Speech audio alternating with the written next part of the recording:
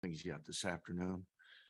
Um, Gonna head to the Civil Rights Museum for our players. I think it'd be really, a good experience for them to see the type of things that you can, I keep talking about the bowl experience that way.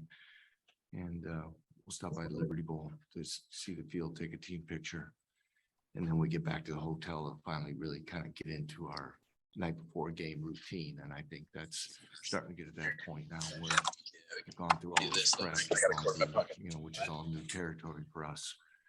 We start getting ready, and I think you see us kind of flipping that switch and excited to get going. Have you seen different faces going back to December 4th? Hear Matt Tate talking. Of excitement, of readiness, of prep focus, all that. Yeah, I think you do, man. I think you go through it. Again, I'll keep saying, for a lot of guys, it's first time. So a lot of practices and trying to get, to see the light, at the end of the tunnel for game prep and, as you go through your finals and the holiday and everything. But, extremely pleased with where we're at. I'm proud of the guys and how they've handled the situation and everything, so excited to get out there and go. And I know they are too. For all those first time guys, how important was the fact that you and your staff have experience doing this and some of your transfer guys have been to bowl games? Extremely, I think, I don't say it now, I may forget, the job Michael Painter, our director of football operations, and his efforts in putting together a trip and all the other people and support staff and our administration to make things happen, to make this a good experience for the guys. And I think we can, go back to some of those past trips and how to do it. I know Sam and his staff and their programs has, more recent templates for this. But I'm happy with where we're at, and hopefully that shows in how they go out and play. Very complimentary to you, job. I paid them to say that.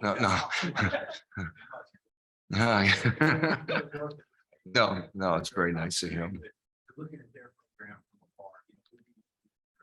Yeah, first of all, I'd just say is that in this profession, we, really the first time I ever talked with Coach was at the press conference, earlier this month. But as we talk and we know he had a short stay at, was at KU at one time under Terry Allen, who I know. And I've always heard great things about him. Not, excellent football coach, but better person. And that really resonated pretty quickly.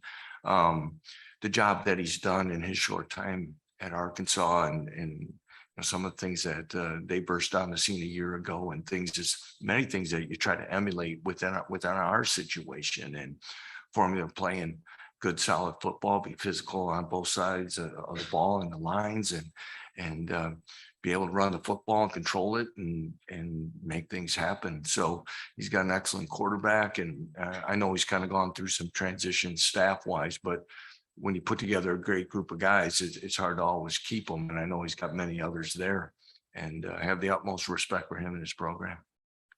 Coach, I'm sorry, I mispronounced your name on the first telephone. So Oh, I apologize. That's okay. As long as there's not profanity before or after, I usually am pretty good with it. Okay. One of what it's like preparing for when you look at the depth chart, they're not the guys who had taken during the year. The receiver, linebacker, some other spot for us. What's that? Yeah, I had him go back, and it can be a little different, and equally on defense when somebody else is going to call the game, because there'll be a different rhythm and situational. So there's going to be probably some new wrinkles put in. But when we really went back, I had somebody in the staff, probably Andy or something. I had like the last 3 game depth charts and stuff. Yeah, you mentioned receiver, but all in all, even though I know there's been some changes in the roster, it's pretty solid yet in the starting lineup. I think maybe rotationally, but again, you've got when you're playing a program like in Arkansas from the SEC, to be able to recruit at a high level, there's talented guys waiting for their opportunity. And it's not like a 1 week situation. It's been multiple weeks, and the guys are going to get a lot of reps.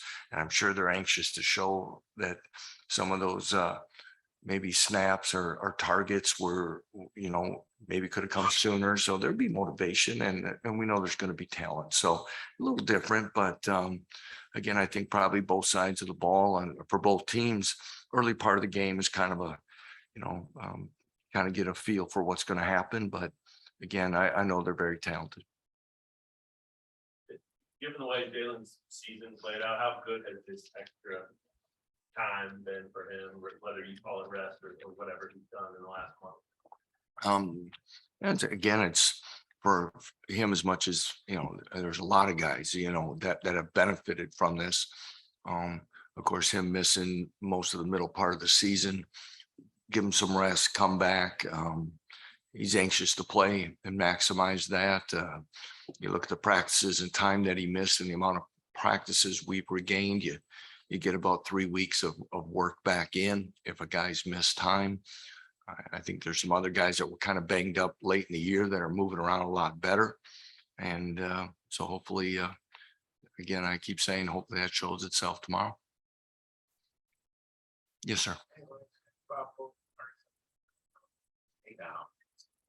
Barry Oates obviously not the coordinator now, like a shirt going. What do you expect from Arkansas defense about Barry? And obviously they've had a lot of time to prepare. Yeah, they've had time. I guess, there's, as I always say to assistants, sometimes if you're not the guy sitting next to the guy, you're the guy 2 chairs away. Well, now you get a chance to move into the chair. And I think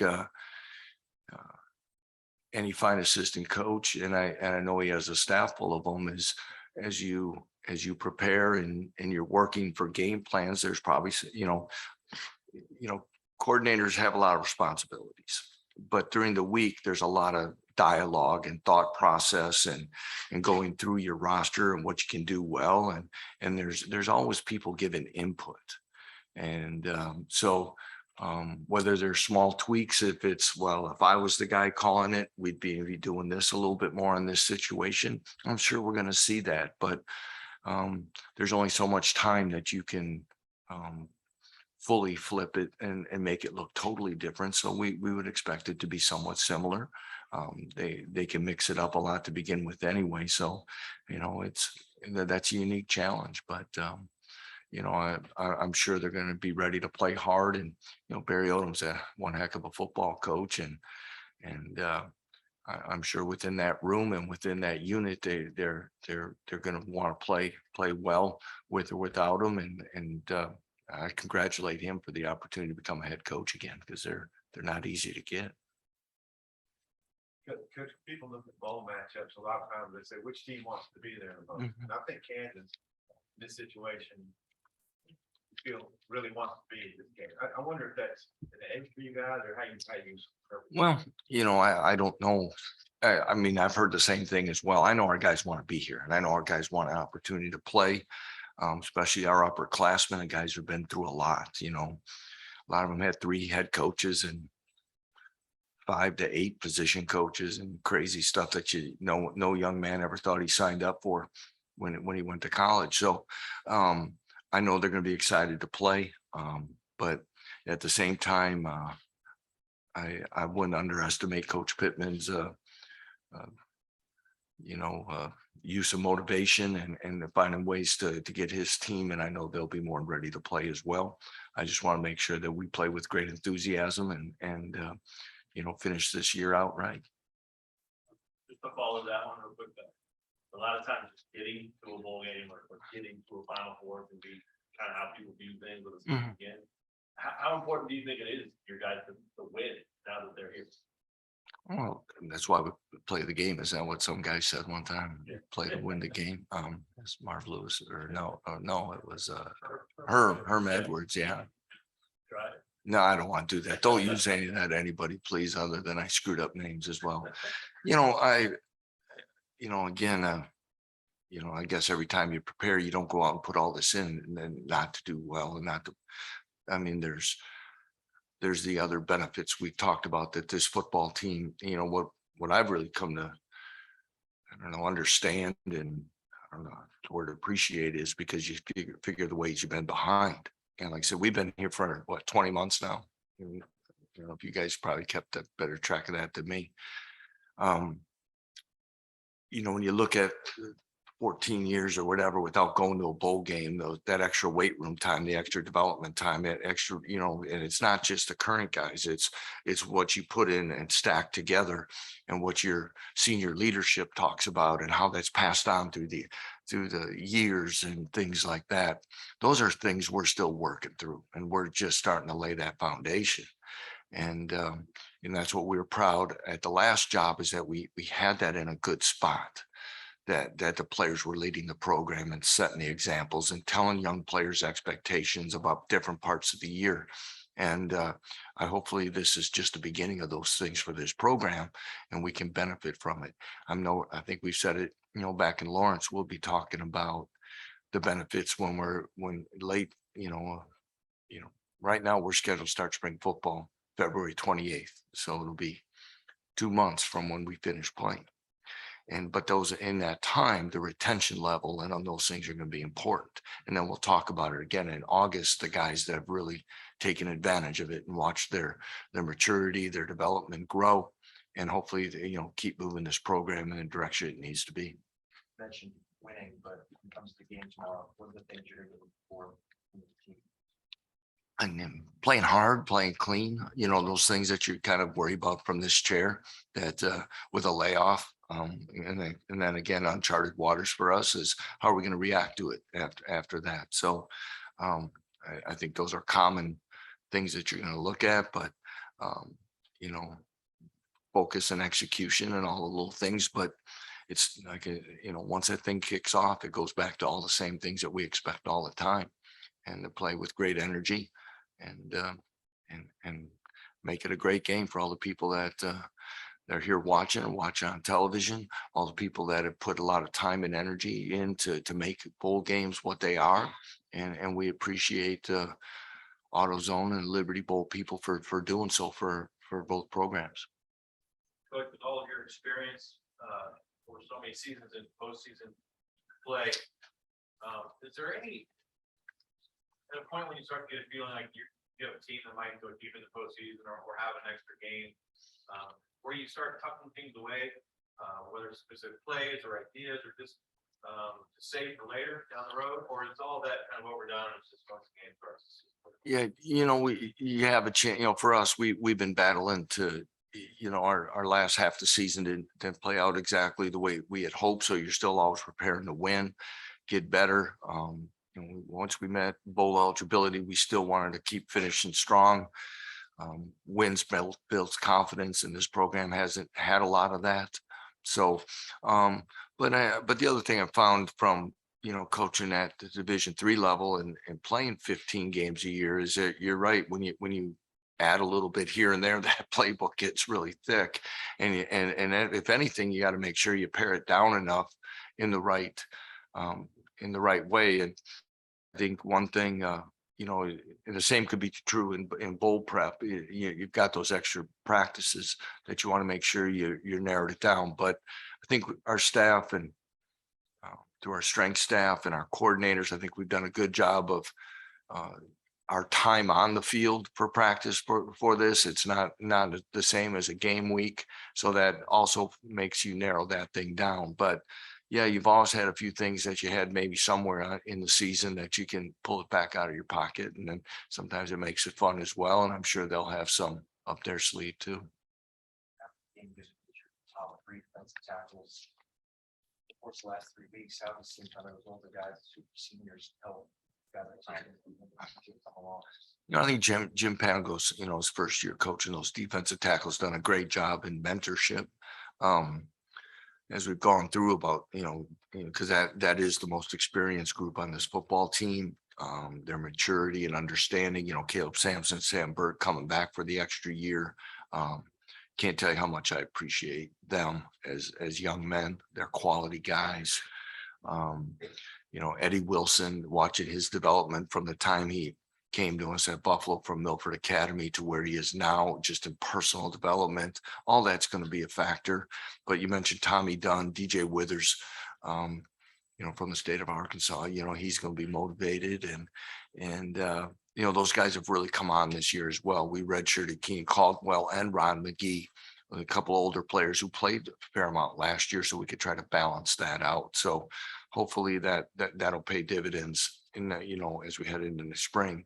But we lose a fair amount in experience. Our most seniors are in that defensive line, Malcolm Lee and Zion as well. So there's some defections there playing their last game, and hopefully we'll see them play some of their best football.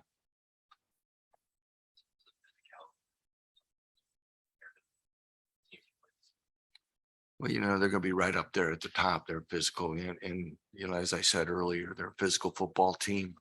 Obviously play in a very highly respected conference, as that's going to be extremely physical. I wouldn't expect anything less from a head coach who's an offensive line coach that's going to have that type of mentality from the first day. And that's going to be a big challenge for us that we've got to be able to answer right away. Lance, but when you look at all this buildup and buzz around the bowl game, does it change anything for you pregame tomorrow in the locker room? Are you a rah guy different than you are during the season? Do you have a big speech plan? How's that You know going? me better than that, don't you? No, I want them to enjoy it, and hopefully there's a point, you can enjoy it in different ways, but stay focused. And what's been, again, I keep saying it throughout the time, is what bowl eligibility in a bowl game has meant to so many loyal fans. We had some former players out at our walkthrough today, to see them take the time to want to do it, the connection, the responsibility. I just want, again, for everyone, for both teams, let's have a heck of a football game, played the way it's supposed to be played, and and see what happens. But no, I don't know. Again, want to keep it important. I've tried to reflect now. It's many moons ago since I ever played, but I always try to remember what the coach said in the locker room for a pregame fire up speech, if I could remember it by the time I hit the field. Okay. And so that's good movie stuff and some others of that. But I hope by then their opportunity to play in the 13th game in a the only game on at a certain time, all those different things should motivate young men for them to play well for themselves and for the program. So I think that'll take care of itself. Forgot to take away from today, how important it is to expose them outside. Well, it'll be unique to each and every, of what's really kind of happened in our country before us, for us to have the opportunities that we have today. And in fact, the game's being played right now. Last bowl game we were at, it was in Montgomery, Alabama, in the Camellia Bowl, and had a chance for some of the same players that are with us to see some of the things in that area, and not quite the same during the COVID time to be able to see everything, but it can be impactful, and I don't want to speak for what I expect them. I want them to take it at their own value of what it is, but presenting opportunities for that is important. And I know with the time frame of things, we're trying to make sure we could get that done. So yeah, I guess that's the best way I'd say it right now. Anything else, Coach? Thanks, everyone. Thank you, everyone. I appreciate everything you do for all our schools in college football. It means a lot to us. Thank you. Happy New Year.